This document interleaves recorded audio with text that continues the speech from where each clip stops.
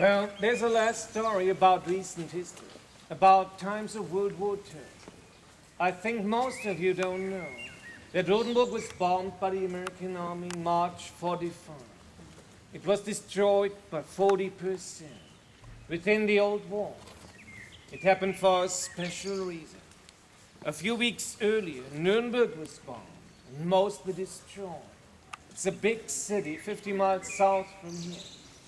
There was a German general who left battered Nuremberg, escaping into Rothenburg with all his Nazi soldiers, giving order to hold this city to the last man.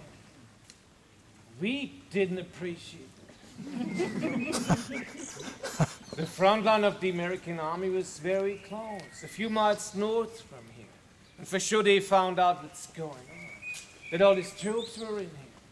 And that's why it happened. On the 31st of March, 1945, there were 16 military aircraft flying above this city, dropping these bombs down, which destroyed eastern and northern part of Rothenburg.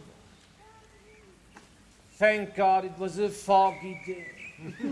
The pilots had a hard time to identify the target. So a big part was not hit, like where we went around tonight. There was no damage.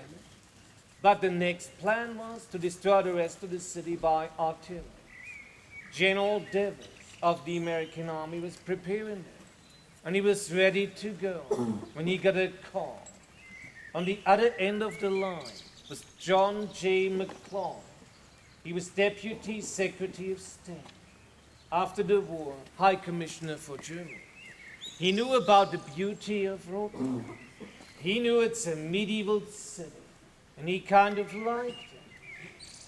But he never had been here before. You know who was here? His mom. As a tourist, before the war. She took a painting of Rothenburg back home. It was on the walls of his parents' home in New York.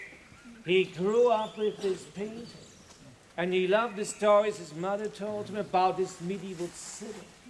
He was so fascinated as a boy that he never forgot all this for his whole life.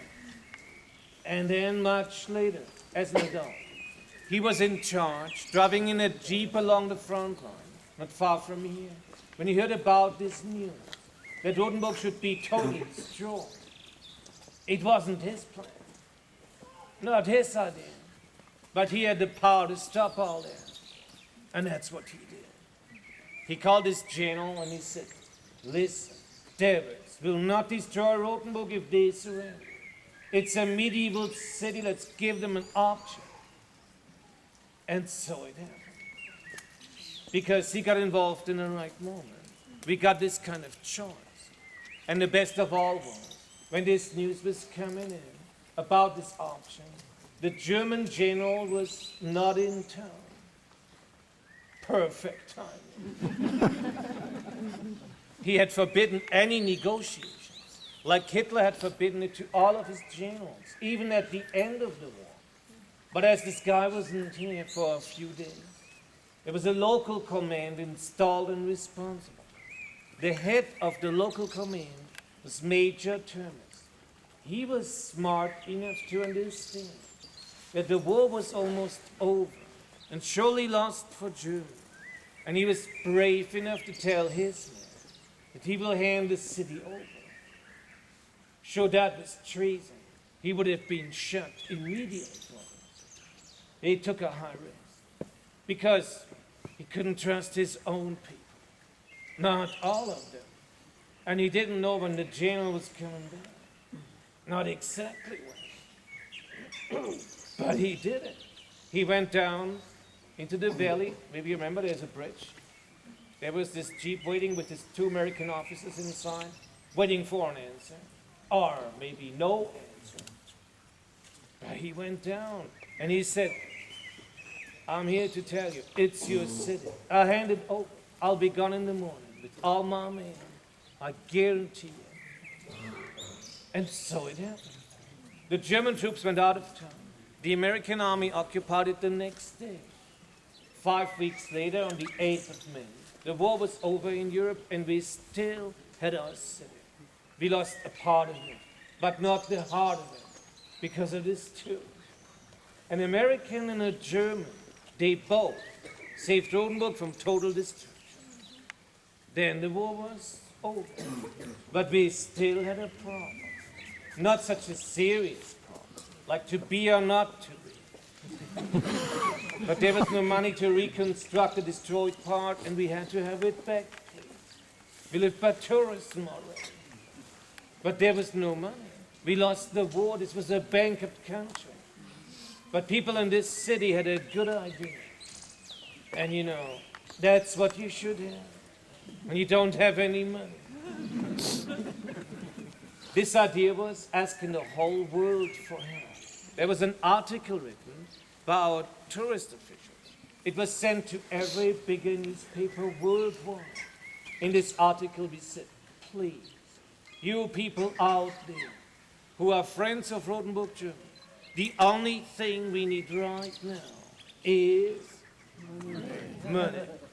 And we said, please help us. Send money in here, and if you do, it's a certain amount, we'll put your name on our wall. We offered that one could buy a meter of our wall, symbolic. And that's what you see when you walk on the rampart. We done it. There are hundreds of names on stone planks. It's first the name of the person, then the city or country. And then how many meters one bought. It started with 80 marks in the mid-50s. Now it's like 1,000 euros. Well, 60 years of inflation. And you shouldn't miss walking the wall. It's a highlight of night and day, free of charge. And this is a safe little town. There's no crime at all. So if you people cannot sleep tonight, for any reason, you better walk the wall. Or go to hell.